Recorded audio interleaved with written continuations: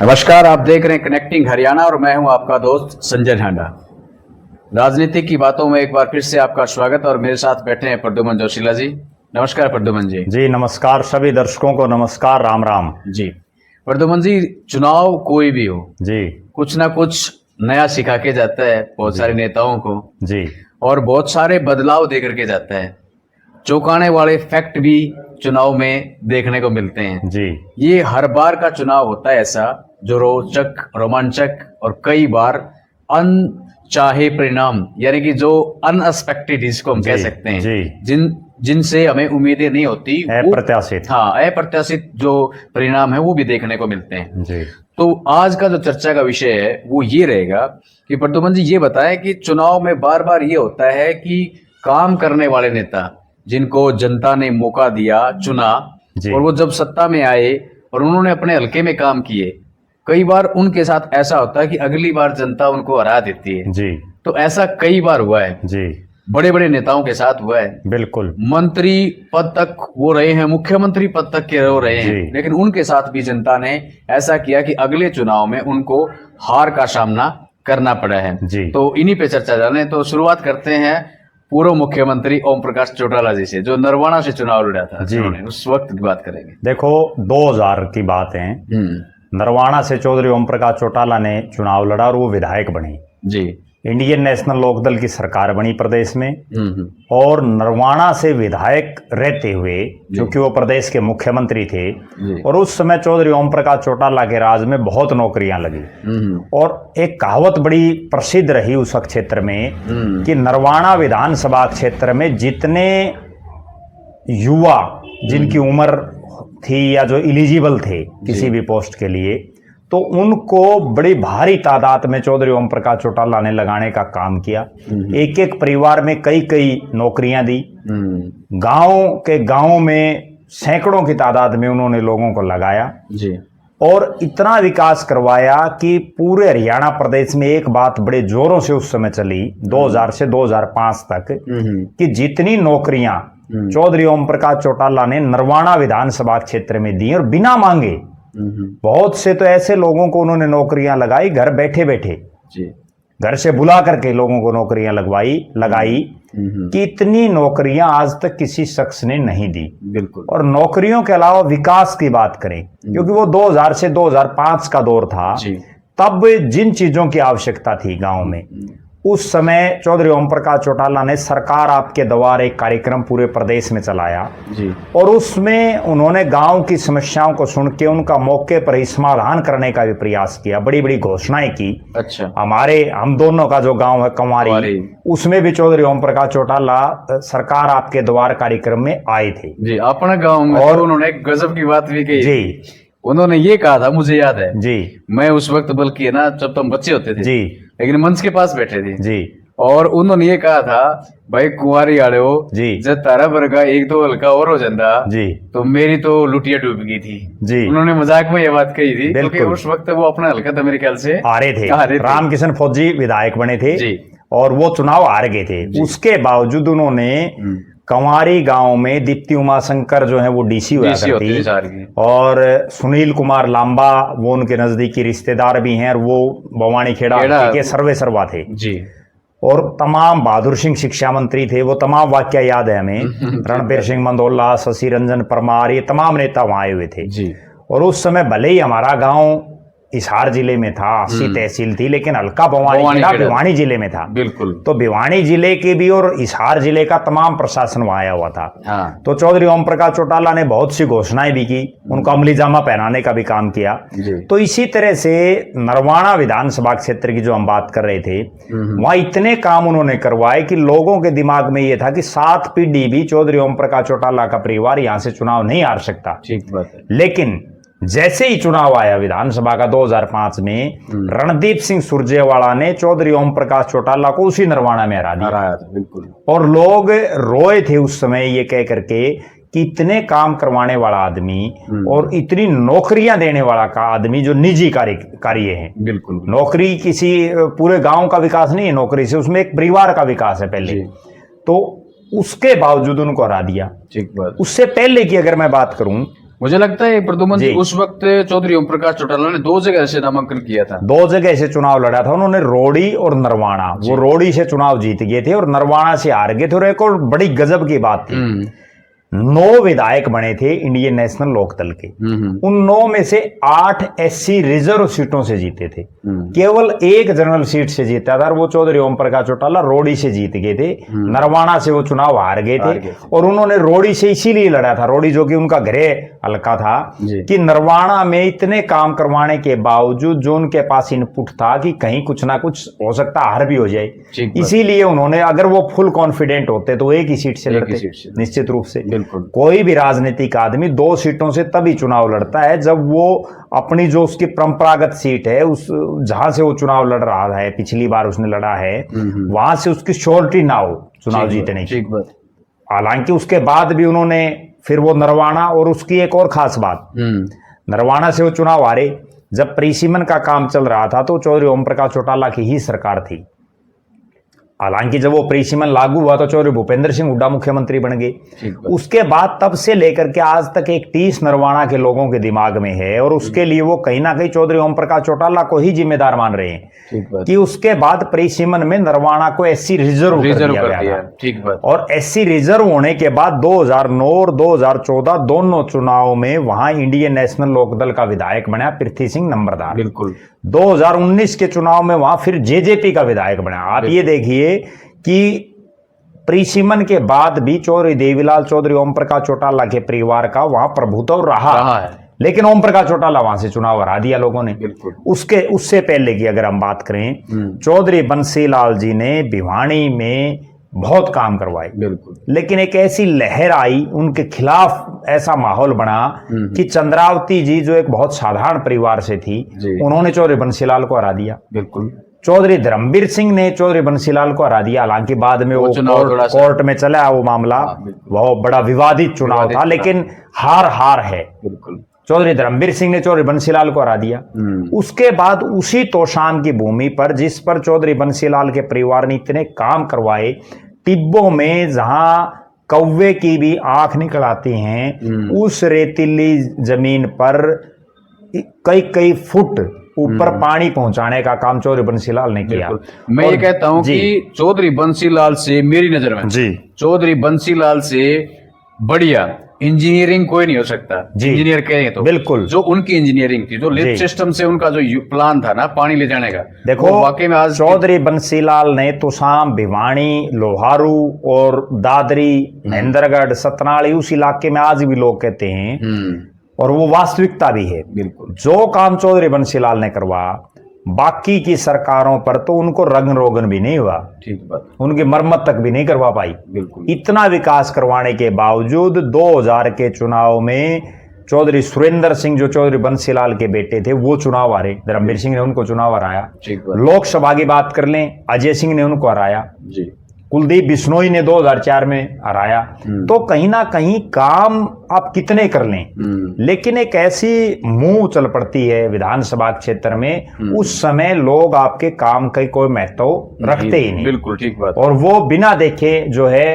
क्या पता किसी ऐसे आदमी को बना दे जो जिंदगी में कभी काम नहीं आया हो किसी के, लेकिन फिर भी वोट डाल देते हैं लोग। मैं एक बार गोलागढ़ गया इनके गांव में, बंसीलाल के गांव में, तो जब बात कर रहे थे तो एक आदमी ने गजब की बात बताई जी। वो बोले भाई हम तो कदे डोली में पानी लेके आया करते, कुआं से निकाल डोली में, बिल्कुल, लेकिन आज हमारे खेत में फुहारे चल रहे हैं, फसलें गेहूं हो रही हैं।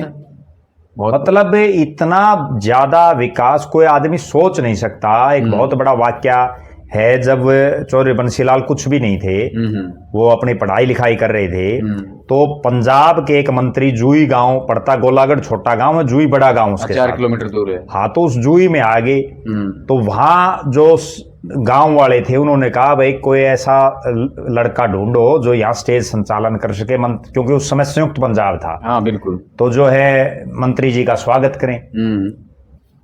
उन्होंने जब मांग पत्र रखा तो बंसीलाल जी के दिमाग देखिए आप, कि उन्होंने ये कहा कि हमारे इस गांव में आप लाइट पहुंचा दीजिए। अच्छा, तो उन्होंने ये कहा कि लाइट तो सपने में भी नहीं आ सकती। ठीक बात। लेकिन जब चौधरी बंसीलाल प्रदेश के मुख्यमंत्री बने, उन्होंने पहली बात एक ही कही कि हरियाणा का कोई गांव बिना बिजली के ना रहे। बिल्कुल। और उन्होंने हरियाणा, इसीलिए उनको हरियाणा निर्माता कहा जाता है। वरना चौधरी बंसीलाल तो हरियाणा बने 1966 में, वो मुख्यमंत्री बने 68 में। जब हरियाणा बना तब तो भगवत दयाल शर्मा प्रदेश के मुख्यमंत्री बने थे, उसके बाद राव बीरेंद्र सिंह प्रदेश के मुख्यमंत्री बने, उसके बाद चौधरी बंसीलाल का नंबर आया। उसके बावजूद उनको हरियाणा निर्माता सिर्फ इसीलिए कहा जाता है बिजली कि जो उन्होंने काम किए कोई आदमी सोच ही नहीं सकता। उसके बाद भी बहुत मुख्यमंत्री प्रदेश के सीमित संसाधन उस वक्त तो बिल्कुल, और उस समय तो कुछ था ही नहीं हरियाणा प्रदेश में। ठीक बात है। क्योंकि नया नया राज्य, जब नया नया कोई घर बसाता है तो आप अंदाजा लगाओ भाई कितनी आदमी को तकलीफें उठानी पड़ती हैं। ये हमने 2 आदमियों का जिक्र किया। बिल्कुल। एक रागनी बनी हुई है जी, गुलाब सिंह खंडेलवाल ने गा के रखी है जी, तो शाम भिवानी माऊ की ढाणी। बिल्कुल। पानी पानी नलका नलका, बिल्कुल, बहुत गजब की रागनी थी। और एक बहुत गजब की रागनी थी। उसके अलावा जब चौधरी सुरेंद्र सिंह 2005 में प्रदेश के कृषि मंत्री बनने का उनको सौभाग्य फिर से मिला, मंत्री बने वो चौधरी भूपेंद्र सिंह हुड्डा की सरकार में, तो उनके निधन से 2-3 दिन पहले वो एचयू यूनिवर्सिटी में आए हुए थे हिसार में। और उस समय भी उन्होंने जो एक भाषण दिया था जो बड़ा चर्चित, आज भी चर्चित है उनके देहांत के वर्षों बाद भी। तब उन्होंने ये कहा था कि चौधरी बंसीलाल ने जो काम करवाए, जिन टिब्बों पर पानी पहुंचाने का काम किया, जो आदमी सोच नहीं सकता था। और आज चूंकि जमीनें कम हो गई हैं तो वैज्ञानिकों से उन्होंने एक अनुरोध किया था कि आप ऐसे बीज तैयार करो जिससे सीमित जमीन में और ज्यादा पैदावार हो, क्योंकि जनसंख्या बढ़ती जा रही है, जमीनें कम होती जा रही हैं।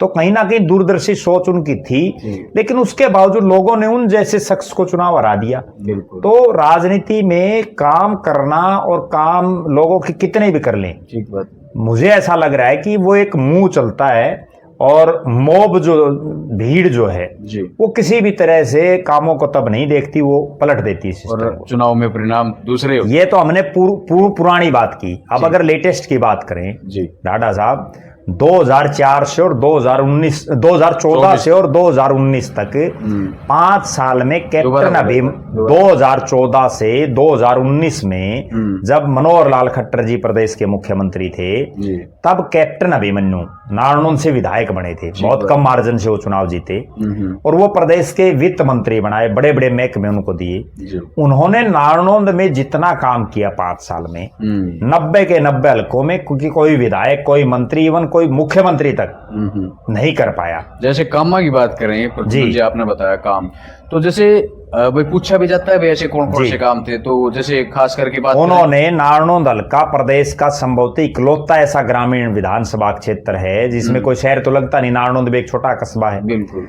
इतने कॉलेज, ITI, इतने सड़कें, इतने स्कूल, जितना विकास कार्य का एक इंफ्रास्ट्रक्चर होता है, तहसील, सब तहसील, मंडी, जो जरूरत है सार्वजनिक, बस स्टैंड, वो तमाम काम कैप्टन अभिमन्यु ने कराए। कैप्टन अभिमन्यु इकलौते ऐसे उस विधानसभा में, उन्होंने इतने कॉलेज बनवाए, इतने स्कूल बनवाए, किसी भी विधानसभा क्षेत्र में नहीं बने। नहीं, कस्तूरबा गांधी स्कूल था वो नारनौंद में बन गया, RO स्कूल है वो नारनौंद में उन्होंने बनाए, कॉलेजेस बनाए, ITI। विकास जितना एक मंत्री नहीं करवा सकता, कोई और भी तो मंत्री थे प्रदेश में, उसके बावजूद कैप्टन अभिमन्यु को राम कुमार गौतम ने चुनाव हरा दिया।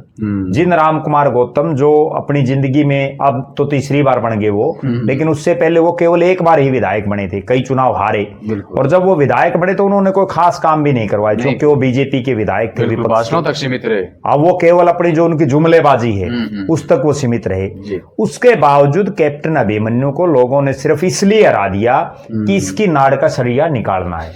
ठीक बात। हरियाणा के लोग सिर्फ रड़क निकालते हैं, नाड़ का सरिया निकालते हैं, जैसे मैम वाले मैम निकालते हैं। बिल्कुल बिल्कुल। ठीक बात। अब आ जाए इस चुनाव की।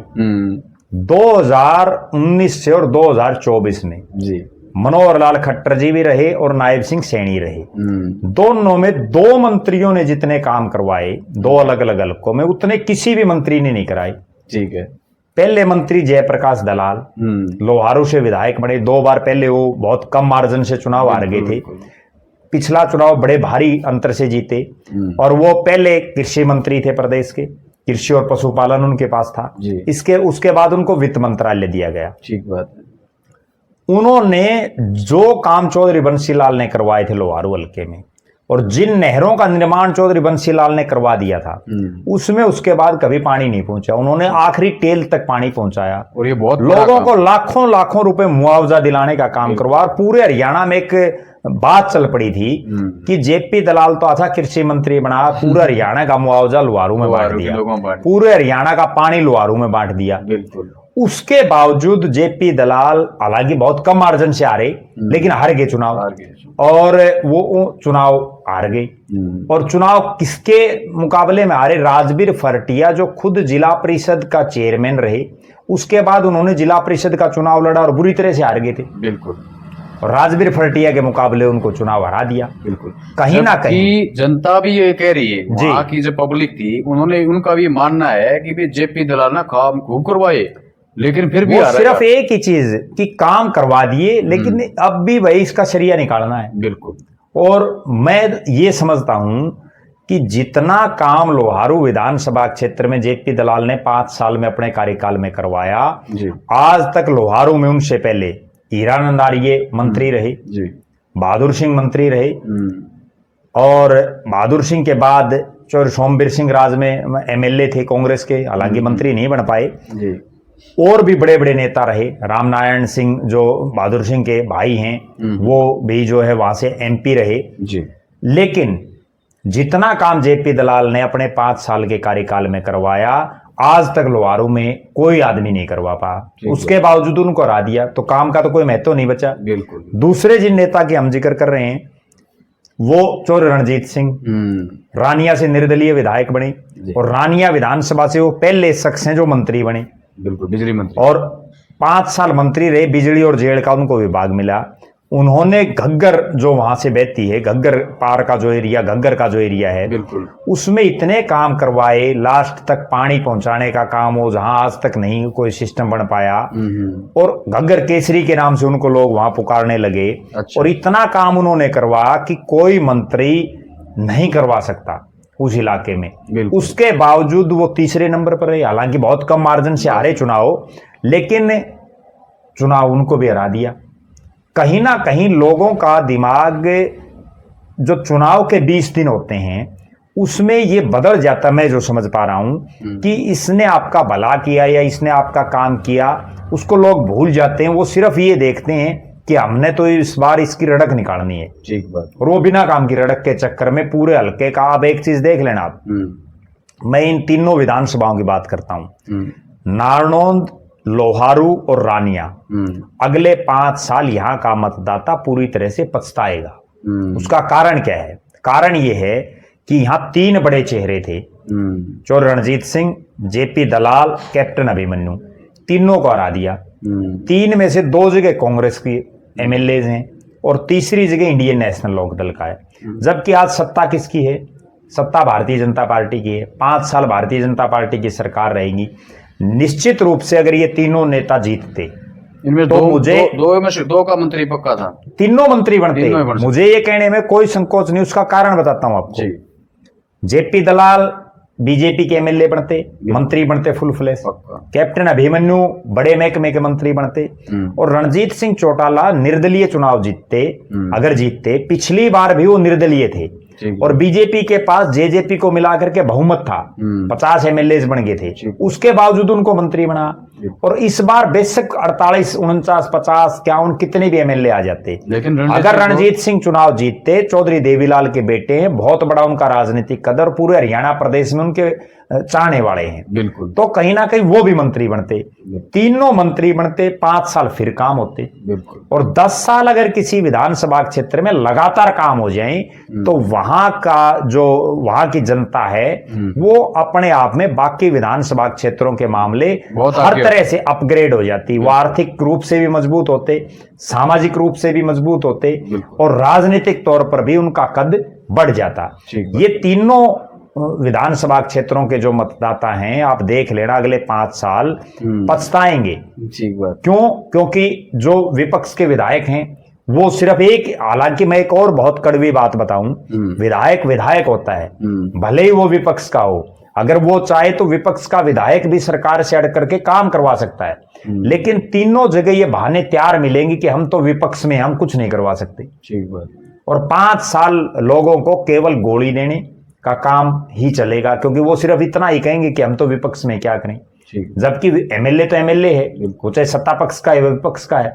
ठीक है, अगर मंत्री बन जाए वो एक अलग बात हो जाती है, लेकिन विधायक मंत्री तो 14 बनेंगे, बाकी तो विधायक बीजेपी की भी तो वो विधायक ही हैं। जब वो काम करवा सकते हैं तो विपक्ष का विधायक क्यों नहीं करवा सकता? लेकिन करवाने की मंशा चाहिए। मेरा निजी रूप से यह मानना है कि जितने बड़े जो नेता काम करवाते हैं, मंत्री तो और भी बहुत से हैं। एक और खास बात बताता हूं मैं आपको, इन तीनों विधानसभाओं की जहां हम अभी वर्तमान का जिक्र कर रहे हैं, मनोहर लाल जी की सरकार में भी बहुत से मंत्री थे, लेकिन उन मंत्रियों में कैप्टन अभिमन्यु का ही नाम बार बार लोगों की जुबान पर आता था और पूरे प्रदेश में आता था। बिल्कुल इसी तरह से मुख्यमंत्री की रेस में मनोहर लाल जी की और नायब सिंह सैनी की सरकार में भी बहुत मंत्री थे, 1 दर्जन के आसपास। लेकिन चौधरी रणजीत सिंह और जेपी दलाल, इन्हीं 2 का ही नाम प्रदेश की राजनीति में 5 साल तक चर्चा में रहा। और वो ना केवल यहां बल्कि डबवाड़ी से लेकर के और पलवल तक और नांगल चौधरी से लेकर के पंचकुला, कालका, चंडीगढ़ तक इन दोनों की चर्चा रही। लेकिन विधानसभा में जो परिणाम अब आया, लोगों के दिमाग में पता नहीं क्या चल रहा है कि वो ये चाहते हैं कि जितना ताकतवर लोग आदमी हो उसको सबसे पहले डालो। ठीक बात, घेरो उसको घेर दें। ठीक बात। और उसका परिणाम फिर वो 5 साल जब पछताते हैं ना, तब मेरे पास बहुत से लोगों के फोन आते हैं, आपको बताऊं, नारनौंद से भी, लोहारू से भी, रानिया हल्के से भी। वो ये कहते हैं कि भाई अगर ये जीत जाते तो पूरी चौधर आती है हल्के में। लेकिन वो उस समय जब वोट डालते हैं या उससे पहले उस बात को भूल जाते हैं। तो कहीं ना कहीं मेरा कहने का तात्पर्य ये है कि जरूरी नहीं आप बड़े लोगों को जिताओ, लेकिन आप काम करने वाले को जिताओ। जो आदमी आपके दुख दर्द में आपके साथ 24 घंटे काम करवाने के लिए, और जिसमें सबसे बड़ी बात यह है कि उसमें कैपेसिटी है काम करवाने की, और वो आपके काम करवा सकता है और उसने करवाए भी हैं, तो कम से कम ऐसे आदमी को, काम करवाने वाले को ही जनता जिताए, तभी बात बनेगी। ठीक बात है, बहुत अच्छी बात है वर्धमान जी। बहुत इस आपने, और एक और गजब बात बताऊं इनके अलावा, एक नाम और जो हम बीच में छोड़ गए, हालांकि वो लोकसभा से रिलेटेड है। ठीक है। दीपेंद्र सिंह हुड्डा ने रोहतक लोकसभा में, जब उनके पिताजी मुख्यमंत्री थे, तो इतने काम करवाए, इतनी योजनाओं, जो केंद्र की जितनी योजनाएं थी, चाहे वो एम्स हो, आईआईटी हो, आईआईएम हो, मेट्रो हो, जो कुछ भी है, बिल्कुल उनको रोहतक में लाने का काम किया उन्होंने, और उसके लिए खूब प्रयास किए। हर आदमी कहता है रोहतक चमकाया था उन्होंने। रोहतक को इतना चमका दिया, आप 2005 से पहले का रोहतक देखिए और 2005 के बाद का रोहतक देखिए। ठीक बात। उन दीपेंद्र सिंह हुड्डा को रोहतक ने हरा दिया। हालांकि वो चुनाव बड़ा रोमांचक था। उन अरविंद शर्मा के मुकाबले, जिन्होंने रोहतक लोकसभा में कभी कुछ किया ही नहीं था, और वो जीतने के बाद भी बहुत कुछ नहीं कर पाए। इसी तरह का एक उदाहरण मैं और देता हूं। रणदीप सिंह सुरजेवाला जब कैथल से विधायक बने और वो फिर हुड्डा साहब के राज में मंत्री भी बने, उन्होंने कैथल को इतना चमका दिया, रोहतक के बाद कैथल में काम हुए थे हुड्डा राज में, और उनको लीलाराम गुर्जर के मुकाबले चुनाव हरवा दिया लोगों ने। तो कहीं ना कहीं लोगों की मानसिकता यही है कि बड़े आदमी को भले ही वो काम करवाता हो, लेकिन उसको पटकना ही पटकना है। बिल्कुल। इसलिए जो है उन क्षेत्रों में फिर विकास रुक जाता है। ठीक बात। कहीं ना कहीं पिछले 5 साल में आप देखिए रोहतक में कितना काम हुआ जब दीपेंद्र हुड्डा हारे, 5 साल जब रणदीप सिंह सुरजेवाला हारे तो क्या हुआ, लीलाराम गुर्जर ने कितने काम करवाए। इसी तरह से अब जो ये तीनों विधानसभाओं की जिनके हम जिक्र कर रहे हैं, इनमें ये जो तीनों विधायक बने हैं, चाहे अर्जुन चौटाला हो, राजवीर फलटिया हो, जस्सी पेटवाड़ हो, वो कितना काम करवा पाएंगे। ठीक बात, देखने वाली बात है। इस बात पर हम 5 साल बाद फिर चर्चा करेंगे। जी, तो आज की वीडियो में इतना ही। जी, फिर मिलेंगे एक नई वीडियो और एक नए विषय के साथ में। तब तक के लिए प्रद्युमन जोशीला को और मैं संजय रेड्डा आपसे इजाजत चाहते हैं। बहुत बहुत धन्यवाद। नमस्कार।